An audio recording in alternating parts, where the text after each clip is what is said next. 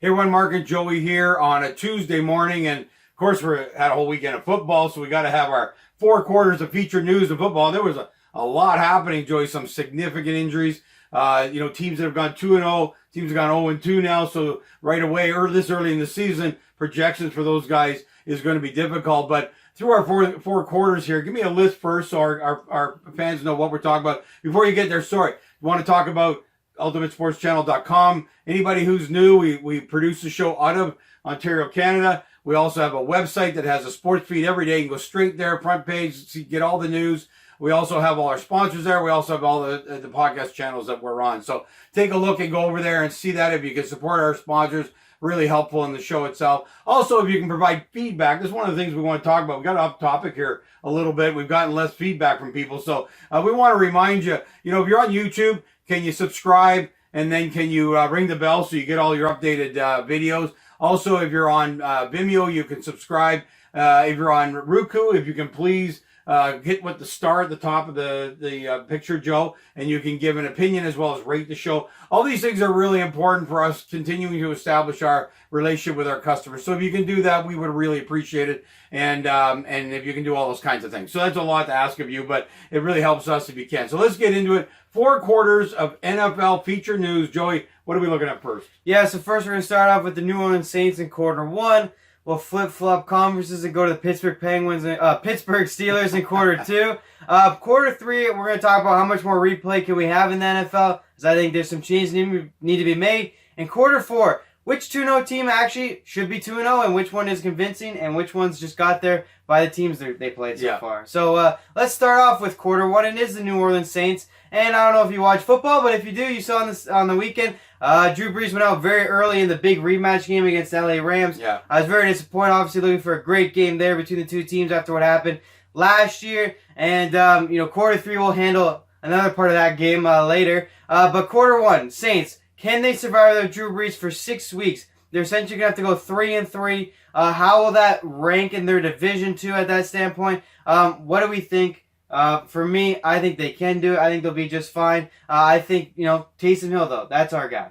Well, I'm glad you brought that up because that's where I was going. Teddy Bridgewater was awful. I mean, I don't know why they stuck with him. That was like giving the game away. You got to try this Hill kid out. And Bridgewater got nothing going, like not even a spark at all. This kid is the one. He can do everything. He's an amazing young football player. And, he can run with the ball. He can throw the ball. I think it's a no-brainer. He's got to start next week. If not, I don't know what the hell they're doing. But as you mentioned, we were talking about this morning, their division is very weak. So they could stay, we're talking 5 or 6 weeks. I kind of, even this morning, went, oh my God, like Ben. But Ben's out for the year. This is not a year-long injury for Brees. Yeah, this is 6 weeks. So like I said, for me, 2-4, I honestly, in this division, there's been a lot of talk on 9-7 really winning this. So let's go through it real quick in case you don't know. You got Carolina, who I think is giving up on the season. Cam Newton looks awful. More importantly, if anything, he also looks hurt. If they're going to give him a reason, that's why. So he's done, I think, for a long time. Whether he plays or not, I just think he's not going to be good enough with this shoulder injury. Tampa Bay, they beat Carolina, but really they're no good. I didn't see much improvement there. They barely beat Carolina to begin with, and then they lost to San Francisco week 1. So Tampa Bay, no good for me. Maybe down the road, but not right now. Then you got Atlanta. Atlanta is really your big question mark in this division because Atlanta, this is their chance to really stomp on this division and really put a stranglehold on what the Saints can do when Brees comes back. Because, if they want to run here, which, I was actually a believer in Atlanta coming in this year. I said they were lucky even this week. Yeah, so, I said they had the 3 most talented players on any given field. Yeah. But they can't get it done. So, they beat Philly, but it was very flukish the way they beat Philly. They really should have lost that game. So, they're 1-1, should be 0-2. Are they going to be good enough to put the Saints away in 6 weeks? No. So, 3-3, 2-4 for the Saints. Brees comes back. They're very capable of still making the playoffs, win this division. Now, going to the Super Bowl, which was my Super Bowl pick earlier, difficult because they'll have to go on the road. I thought they might be the home team. Well, you got to know what he's going to, if they're going to get him back early. He may not be able to throw like the Drew Brees we know. So will he be ready for the playoffs? That's another question. So lots of question marks here. But to wrap up quarter 1, the New Orleans Saints can survive. In my mind, we need to go with Taysom Hill here. We need a 2-4, 3-3 out of these 6 weeks and win this division and a solid 9-7 with Brees coming back week 6, healthy and the guy we know. So that's and also quarter 1. We lose perspective on their running game because Breeze throws so much and is such a great passer. But they got a great running game. They can support Kamara Hill. and Murray, and they have great receivers too. So that's why I like Taysom Hill guy. He would get more of that going. I feel like than Bridgewater, who's more of a standstill quarterback and really didn't look like he had the team on his side. I think the team also would rally around Taysom Hill more than Bridgewater because Hill's been there for so long. He deserves his shot. And he's done everything he's been asked to do. I mean, the other night even catching a pass. So I think as a quarterback, he would really motivate this team to be better. I think you could see 3-3, even 4-3 if he's a quarterback. In my mind. Yeah, I mean, I think they're already going to lose this weekend, so that's already going to put him behind the 8 belt. But then 5 games after that, who knows what he'll be able to do? Like I said, I'm looking for 3-3. Pittsburgh Steelers, quarter 2, Pittsburgh Steelers. Ben Roethlisberger done for the year. You lose Le'Veon Bell, you lose Antonio Brown, you now lose Big Ben, all in a 3-year stretch. Tough go for the Steelers. They caused their own problems, though. You called it, as he calls most quarterbacks. You called Luck getting injured. You called Big Ben getting injured. When we did our camp shows, go back, and I called them all. You called Carson Wentz getting injured, and he was a little shaken up the other night. No, he came back. Big Ben, done. Lots of speculation. Will he return? Will he not return? The kid looked good, though. I say Ben's done for now. And we'll see what this kid has, but we were impressed. Yeah, he was very good when he came in. Now, he's got to follow it up this week because the team's actually going to scout him. Last week, they're scouting Big Ben. He's an entirely different quarterback. But we'll see what happens this week. But he certainly showed promise. At least he came in and really played fantastic when you look at it. But Ben is done. These injuries are going to continue to be a problem. He's old. I mean, it's just at that stage. I know he was hanging out trying to get that one more swan song kind of season. It's just not there for him. He's out for a whole season. He's not coming back. We'll see how this young quarterback goes because Pittsburgh will have to decide rebuild completely or is this kid good enough to drive this team to the playoffs? So we'll see what happens. I loved everything he did, and I think that we're going to see good things out of him. I hope we're going to see good things out of him because I hate to see Pittsburgh go down as well. A storied franchise, and I'd like to see them continue to be in the mix. Now, they just made a trade for Mika Fitzpatrick, who's a top cornerback, but here's my take on it. If you're the Steelers, it's rebuilding time. And not necessarily because Big Ben's gone, but because look at their division now. Yeah. I mean, you got the Baltimore Ravens who are out there, who I said would win the division. They're looking fantastic, and I can't wait to see what more Lamar Jackson can do. And I mean, and then we got Cleveland, who's 1-1. So you just got too much problems in here. It's not the old division where they were the best, and I feel like that was the difference with the Pittsburgh Steelers. They're in a division not quite like Patriots because Baltimore was good every now and then with Flacco and stuff like that, but Pittsburgh was a hallmark of that division. It was their division for a lot of times, and Big Ben now has to look back and go, okay, I'm banged up. I was going to retire 2 years ago. No Brown, no Bell, and my division's really, really good. Let's see. But here's what I want to see.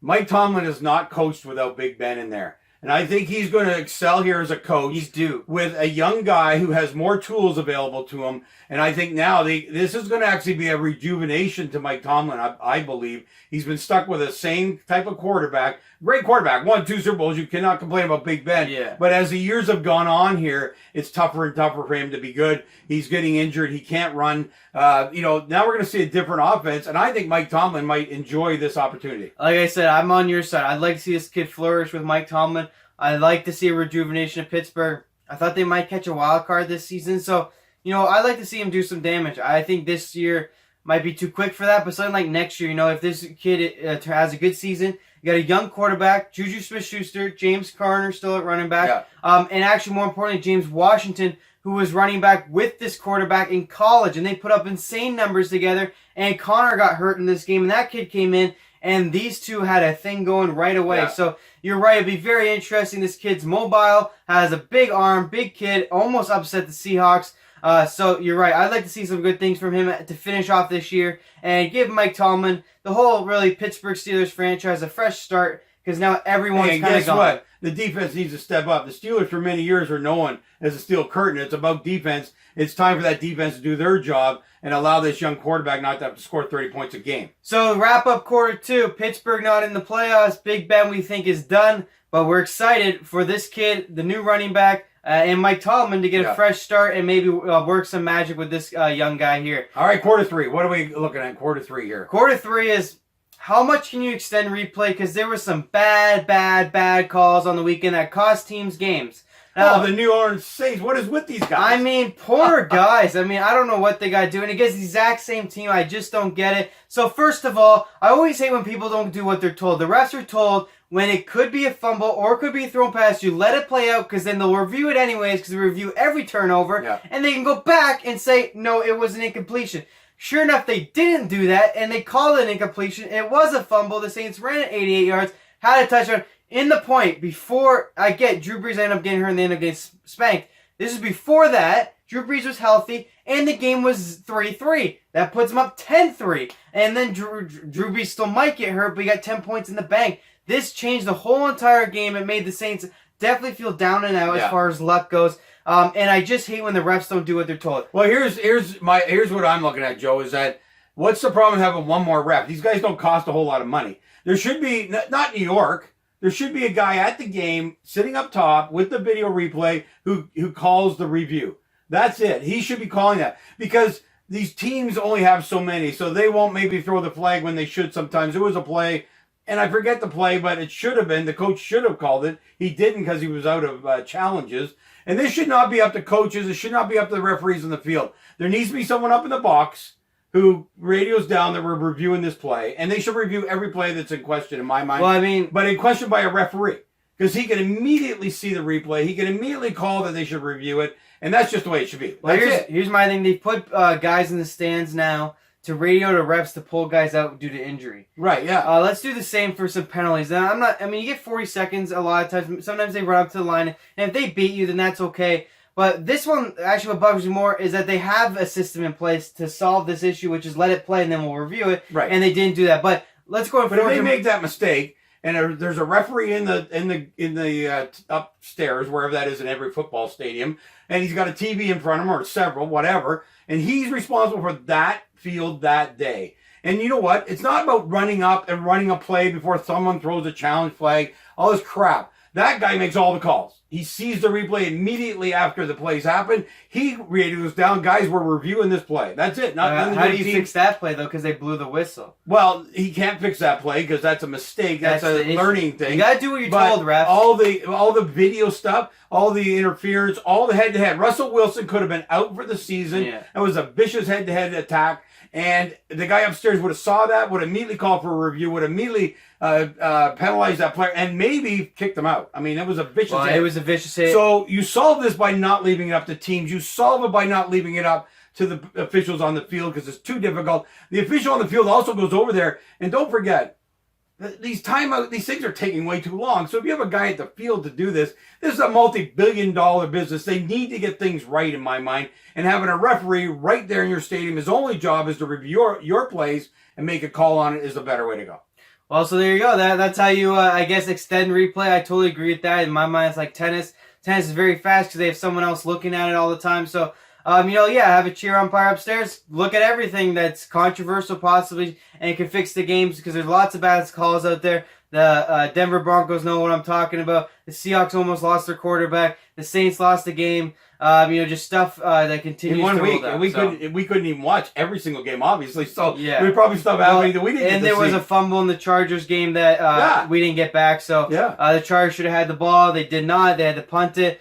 So very interesting stuff there. So maybe that's the situation that they should employ is they have it for easy fix, boys. Have it for injuries. Why not have it for these things and they can do it real fast? All right, let's get into Q4. Q4. This is our most exciting one we want to get into. It's all positivity because all these teams are 2-0, and we're going to take a quick look at all these 2-0 teams. Let's make it simple. By the way, if your team's 0-2, you're out of the playoffs. 12% chance of teams going from 0-2 to getting into the playoffs. 12%. So pretty much your season's done. Too bad, unless you play two tough teams and you're actually a pretty good club. You might be able, like Seattle did last year. You might be able to come back. But most of the teams that are 0-2 start recognizing the fact that you're just playing exhibition games, unfortunately. But let's go to the 2-0 teams. Yeah, well, first of all, I don't even see an 0-2 team I'm shocked about, so that's starter one. So they're just bad. Anyway, let's go to 2-0 So let's start with the AFC East. Obviously, we got the Patriots there. I mean, obviously, they're going to be 2-0. They might go undefeated if Brown stays healthy. Jalen Ramsey just asked for a trade. Who's a top safety in the league. If they got him too, which wouldn't shock me. People are already making jokes. Bill Belichick's going to trade a 6th-round pick in 2049 for Jalen Ramsey. He gets all these right deals. It'll be interesting to see what happens there. But they look like they could obviously go almost undefeated this year. I don't think they will, only because I feel, Brady in his older age would maybe take a game off. They got over their big loss of Miami, which is the one he has the worst record. So with that being said, okay. So anyways, Patriots 2-0. They're legit 2-0. Yeah. We think they might go undefeated, maybe 15-1, 14-2. But anyways, good start for them. Buffalo Bills are one of these 2-0 teams that we say is not a 2-0 team. Now, I said they'd make the playoffs, so they won games they had to win. And when you're going to make the playoffs and be that wild card team, you have to win games you're supposed to win. Yeah. They've done that 2 games on the road. They've won both on the road. They get to come home to Buffalo. Very tough place to play. I think they're still going to make that wild card spot. And now that they went and beat, like I said, 2 average teams, this shows me that they're better than that, and that they're a 10-6 team and a 9-7 team, possibly wild card. I really like the Bills 2-0, not a top division winner, but they are showing their wild card team. So that's what those 2 games meant. I know they were Giants and Jets, but those are important. No, you're very, right. very You're important. exactly right there. That you got to get the games you got to get, because they're going to lose some of the games that they're not. Well, they lost. They're going to lose 2 to the Patriots. Yeah, and so but they should win the other 4, in which they did. So good for them. And we'll see what happens the rest of the way. They haven't looked fantastic. They haven't looked bad. No. They have a good defense, which helps with a spotty offense. Yeah. And like you said, they got to do that. So that's Buffalo, legit wild card team. Exactly. 2-0 start. Good for them. Chiefs 2-0. They're legit. Obviously, they're incredible. It's actually another year weird to watch because Mahomes just kind of like shuffles and then tosses it like this, and then celebrates and walks his sideline, sits down and has his Gatorade. Like so many weapons, it's ridiculous. So easy, so chill. A little bit of letting your foot off the pedal here in this game, though. I didn't like, which is not normal for them, because they don't have a great defense. So they allow a team to get back in the game. They didn't get back in the game. Give their defense credit here. No points scored in the second half. But if you're Mahomes, in my mind, man, you got to keep piling it on. You got to keep looking great. But he looked amazing. The second quarter was ridiculous, knowing that he can do that at any time.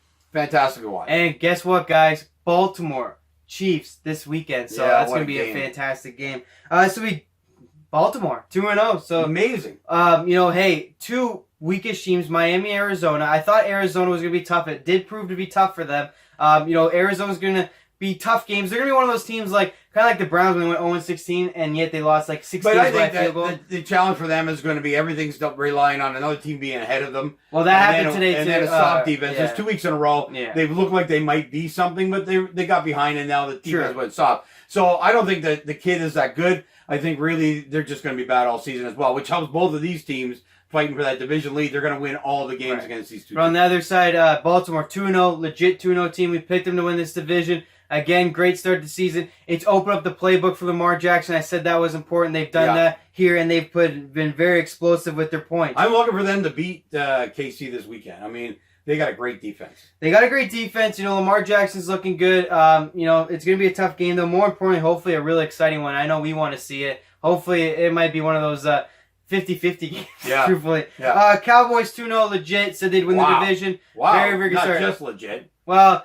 Giants and Redskins. Yeah. I still want to see them But they put the boots to them like they should. Well, that's true. That's true. And Dak Prescott has looked fantastic in that offense. Jason Witten being back has looked good for him. Elliott's being back has looked good for him. Amari Cooper. I mean, I know people laugh when they get 4 first-round picks. This guy's a stud. Oh my God. And then the Randall Cobb signing, I didn't even know happened, and he's been really, really good. So Dallas Cowboys, legit 2-0 team, winning this division. He has as many weapons as Tom Brady does this year. It's going to be unbelievable. And this offensive line is honestly the best 6 players I've ever seen in my life. So, good for them, 2-0 start. Dallas Cowboys, definitely legit. Now, here's the most controversial division, 3 2-0 teams. Which one do we like? Well, San Francisco's beat 2 very bad teams, Tampa Bay and Cincinnati. I'm not sold on them yet. I don't think Garoppolo's as good as everyone thinks he has. He's looked pretty bad in preseason. He didn't even look good, really, in these 2 games.